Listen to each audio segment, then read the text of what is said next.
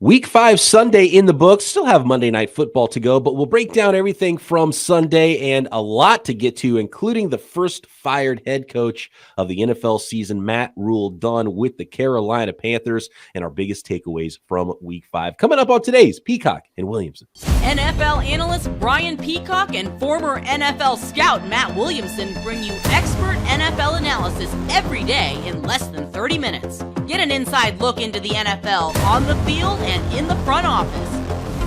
With elite breakdowns, next-level analysis, and in-depth information only for the real NFL fans. This is Peacock and Williamson, and it starts now. Welcome to the Peacock and Williamson NFL Show. Brian Peacock alongside Matt Williamson at BD Peacock at Williamson NFL on Twitter. Get those Twitter questions in.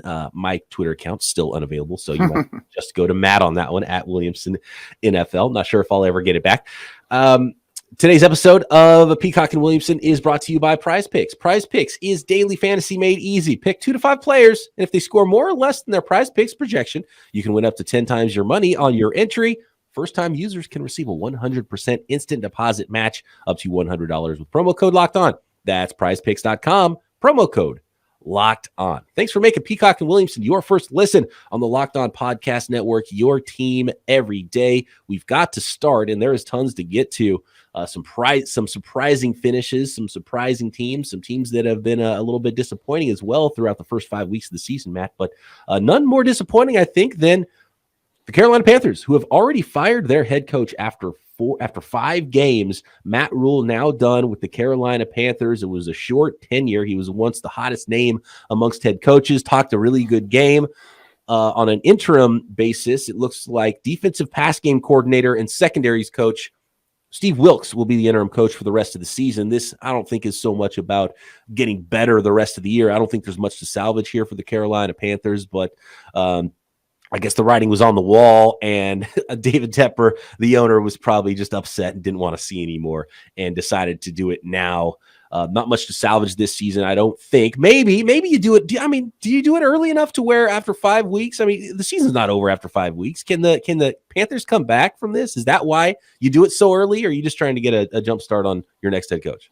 Yeah, I mean, there's a lot of teams, even though we're almost in the middle of October here, are really searching still. You know, who's good, who isn't, especially offensively. Offense is still behind defense, but none more so, of course, than Carolina. I mean, they actually have a respectable defense that has really little chance to succeed because the offense is so bad.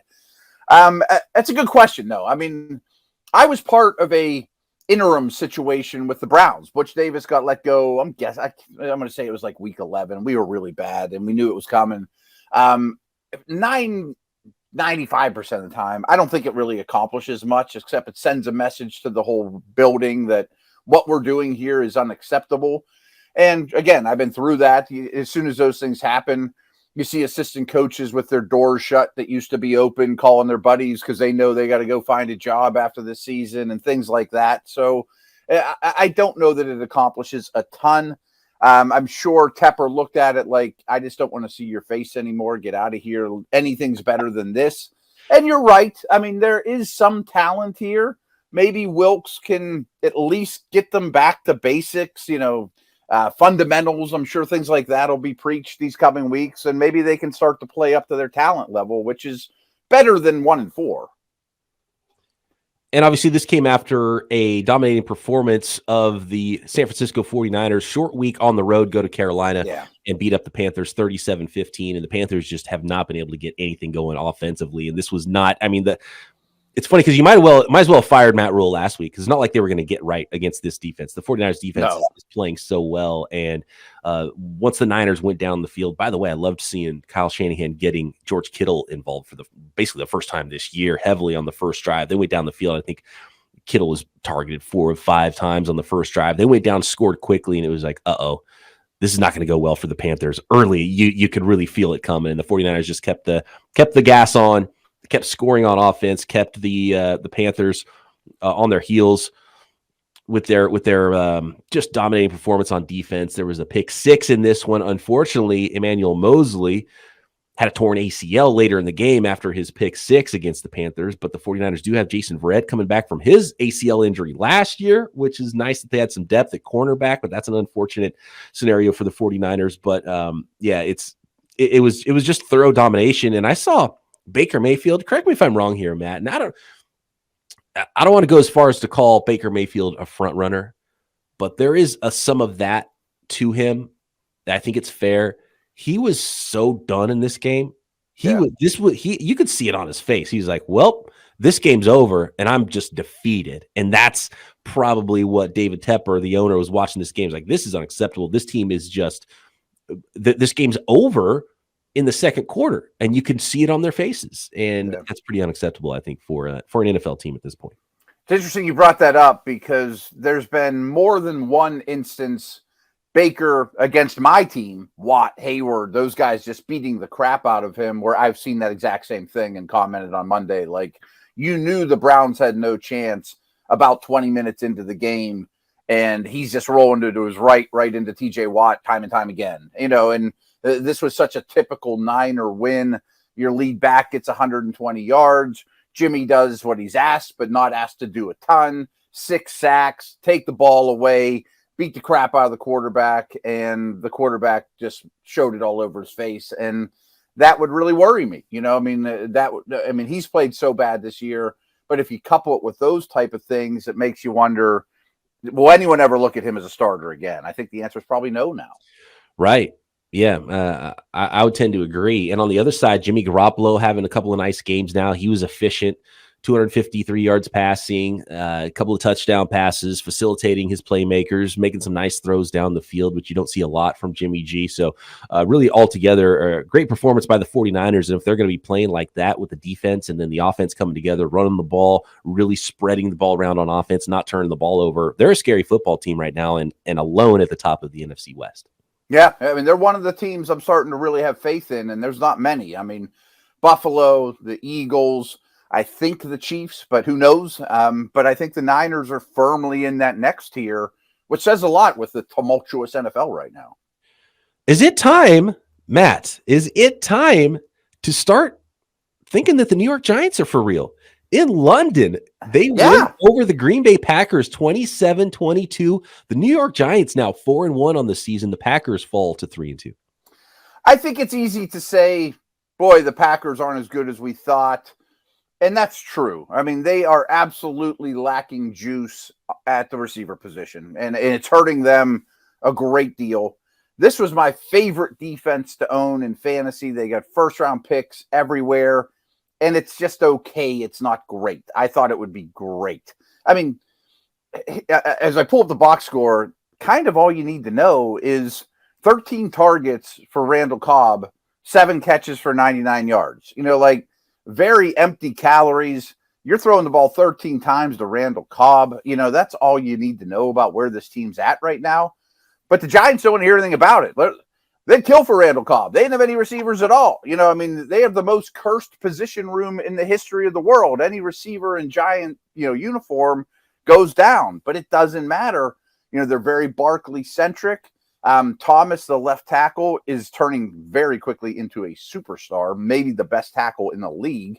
And no one will say it, but Daniel Jones is playing well. I thought he played very well in this game. He made some throws. You knew he wasn't 100%, but it still didn't matter.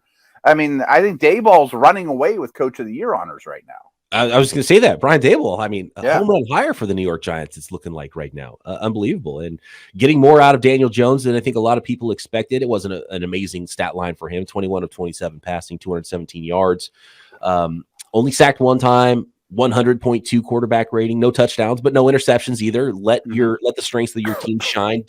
He's not making a bunch of huge plays, but he's not making mistakes either. Saquon Barkley has been the story for the 49ers offense, really rejuvenated his career. And, after a ton of injuries and carrying that offense right now is Saquon Barkley, and through the air and through the ground for Saquon. So yeah, fantastic stuff from the New York Giants, and we got to start paying attention because it's on me, mea culpa. I didn't give him any credit when they were 3-1. This is the game that really I think seeing them score on that defense. And maybe the Packers just aren't as good as we thought either, but the New York Giants, I think, are clearly a lot better than we thought. And maybe they're going to hang around for a while, although a lot of teams with a lot of good records right now in the NFC East. 100%. And I mean, if they go 500 the rest of the way, they're going to the playoffs. Like, I don't think they're going to beat the Eagles in the division. I don't know what their remaining schedule is, but I know the teams in the East have very easy schedules. I think there's a theme that we just need to be aware of. Rodgers, Brady, Stafford, Ryan, Hall of Fame type, great older type quarterbacks aren't getting a lot of help as they did in the past, and it's showing up in a negative way. Are they showing their age? Yeah, Matt Ryan is probably cooked. But some of these older, stable quarterbacks aren't elevating suspect talent, injured rosters like they once did.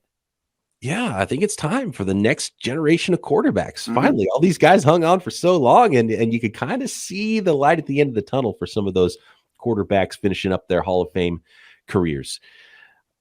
And by the way, one more note on Matt Rhule before we move on to some other games here. Don't feel bad for Matt Rhule because he's going to get a whole bunch of money at some big-time college. Oh, yeah. A nice little job. And I think he probably got paid out a lot for not coaching the rest of the year either. And I'm sure he's going to be a great college coach. Some people are better at that. Fine. He failed experiment in the pros. Yep. Yeah, great. Everyone finds their spot, Absolutely. So talked about the New York Giants, not the only team with a good record in the NFC East. How about the 5-0 Eagles? How about the Cowboys knocking off the Rams? We've got to talk about the Buccaneers and the penalty on the sack of Tom Brady late in that game, and a nice one on Sunday Night Football. The Ravens squeaking by the Cincinnati Bengals. Next.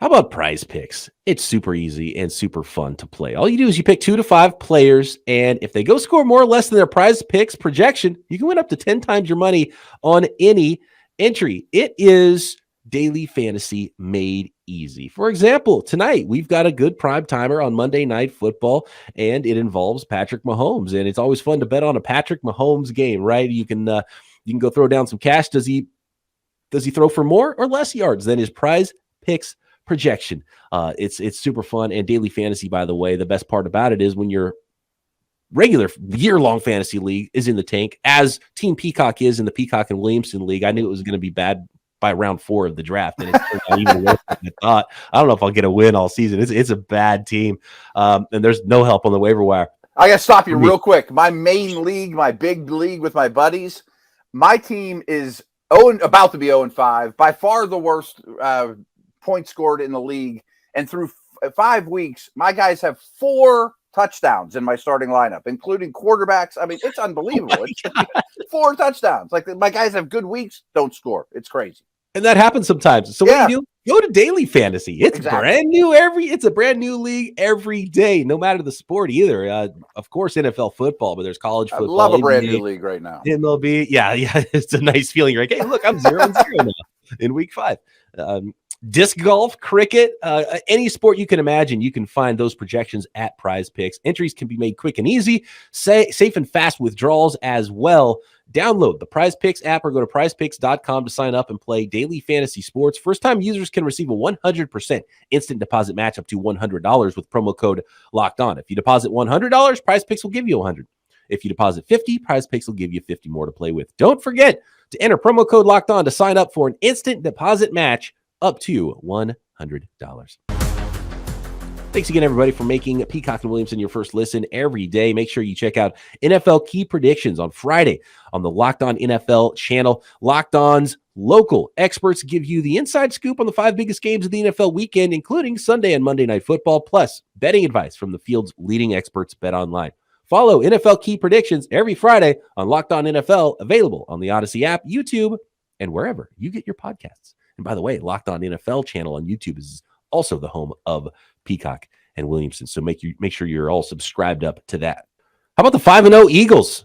And they are just in all phases right now. The Eagles are playing so well. If you had to do a power rankings, I don't know, Matt, if you would pick the Philadelphia Eagles who beat the Cardinals 20-17 and are 5-0, or the 4-1 Buffalo Bills who just absolutely dominated from the first snap the your Pittsburgh Steelers, I mean, a 98-yarder backed up to start the game, then get the ball right back, right on a kickoff. Yep, I mean, that game was over.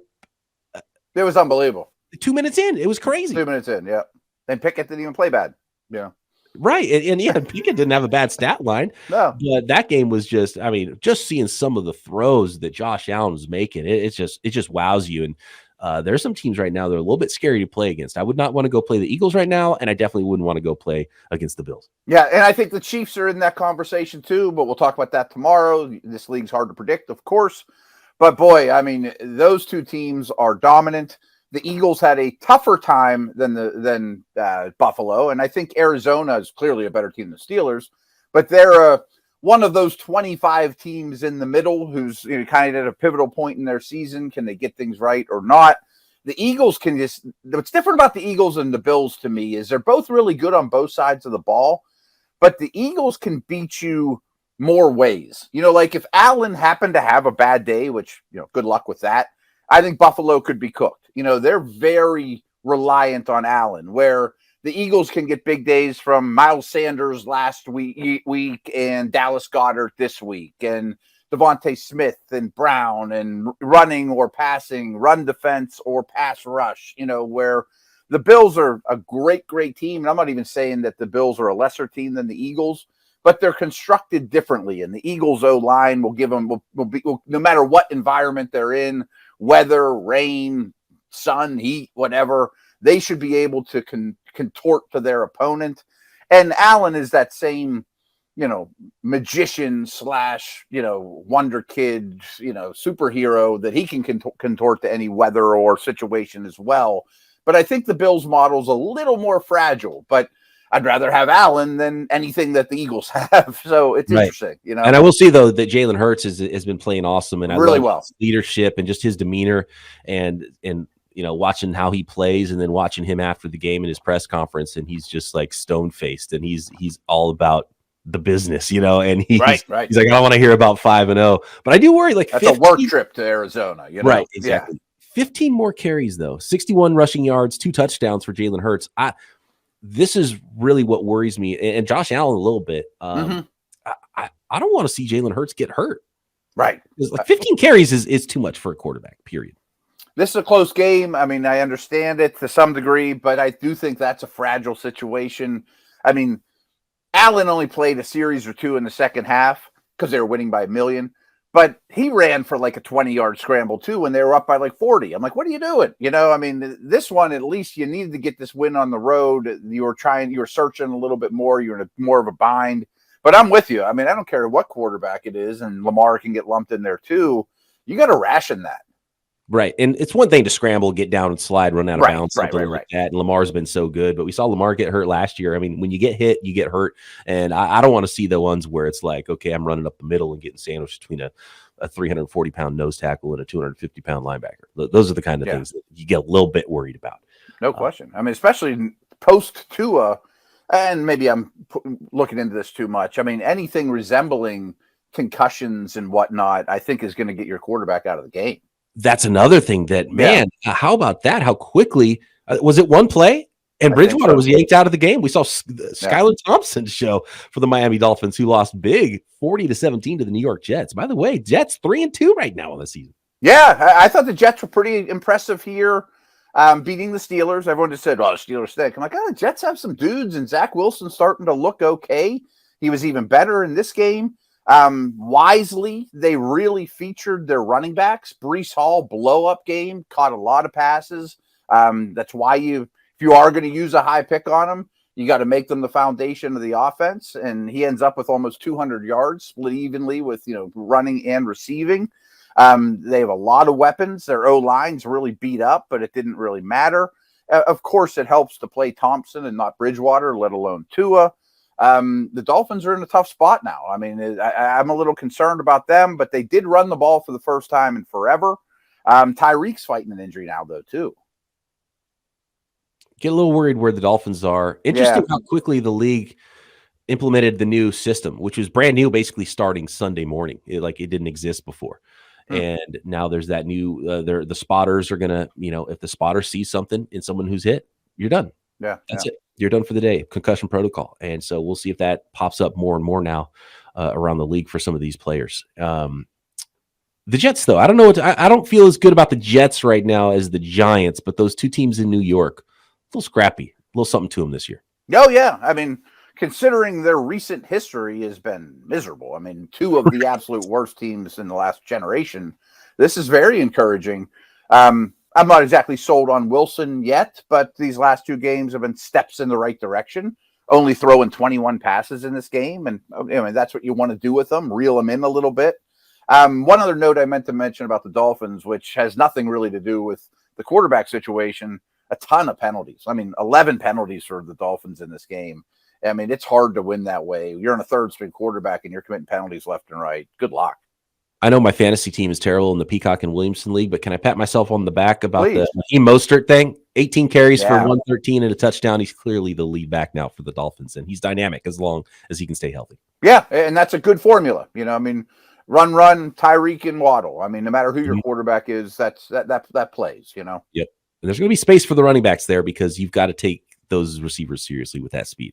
As long as the quarterback is there to facilitate the ball. I don't know who's behind Skylar Thompson if he gets a concussion. Right. I mean, who knows how long Tua is out. So this could be a rough stretch for Miami the next game or two. Who knows? But absolutely, they could rebound. The second half of their season could look like the first month or so. So the penalty on Tom Brady when he was sacked late in that game that really hurt the opportunity for the Atlanta Falcons to knock off the Buccaneers in Tampa. We've got to talk about Sunday Night Football and just how ridiculous Justin Tucker is as a kicker these days in the NFL, just as automatic as it gets. Next, if you haven't tried Built Bar Puffs yet, you're depriving yourself of one of life's greatest joys. And guess what?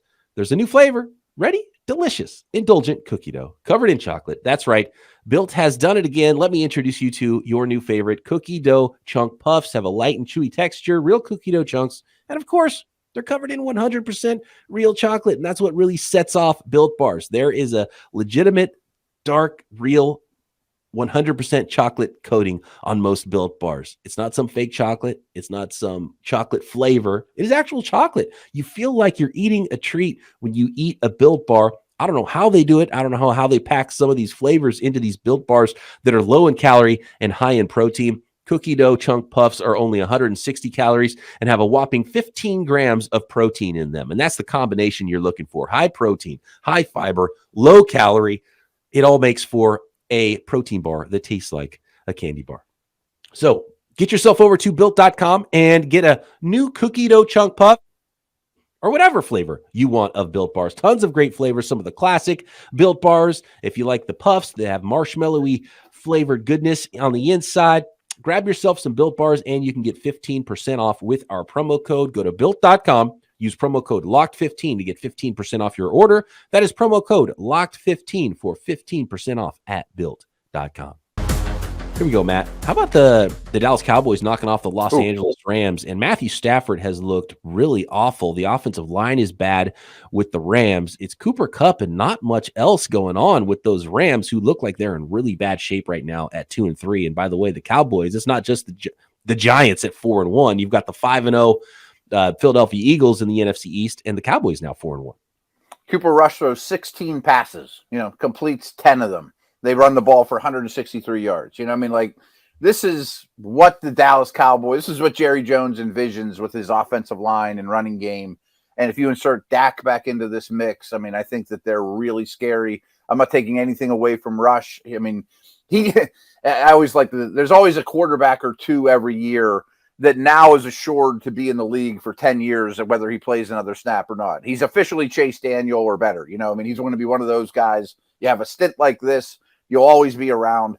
Dallas is in a wonderful place, 4-1, one of the best teams in the NFC. We kind of talked about your Niners as a tier 2 team.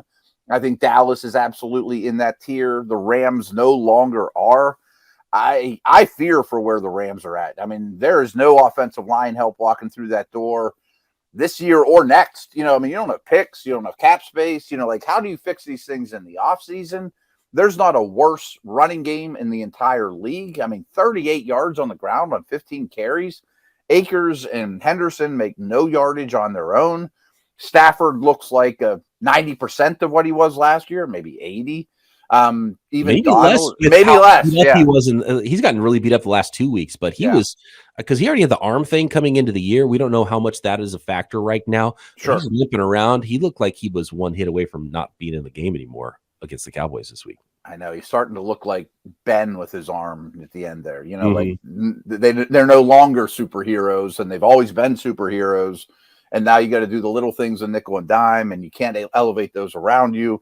But I blame the line more than anything. And it's still miraculous to me that Cooper Kupp does this every week when the whole world knows that's all they have. Yeah, 7 catches for 125 and a touchdown. He ripped off a long one. He's able to do it every time. It's amazing. Yeah. Let's get the fantasy angle here with the Cowboys. Tony Pollard, 8 rushes for 86 yards, broke off a long score. Is this like where you're like, okay, we got the good Tony Pollard game. Do you trade him now in your fantasy leagues, or do you think it's someone that you're buying?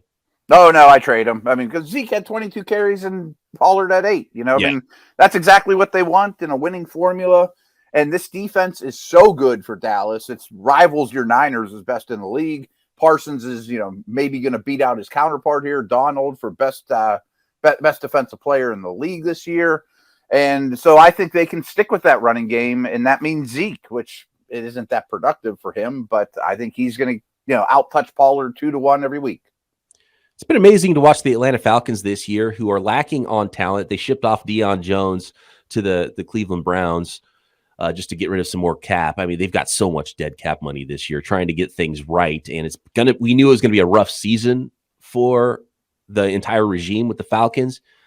But they've been in every game. It's crazy. And they were in this one, 15 points in the fourth quarter, just when they're trying to come back in this one. Grady Jarrett's sack of Tom Brady and the flag. We've got to talk about it because it might have saved the Buccaneers from losing this one. You don't know if the Falcons were going to win this game, but you hate games to end in that sort of a way and Tom Brady after the game says, hey, I don't throw the flags. But clearly he's getting preferential treatment because that was absurd. Like, that's not the spirit of the rule, right? I thought so. I mean, I thought it was one of the worst calls I've seen in a while. It seems like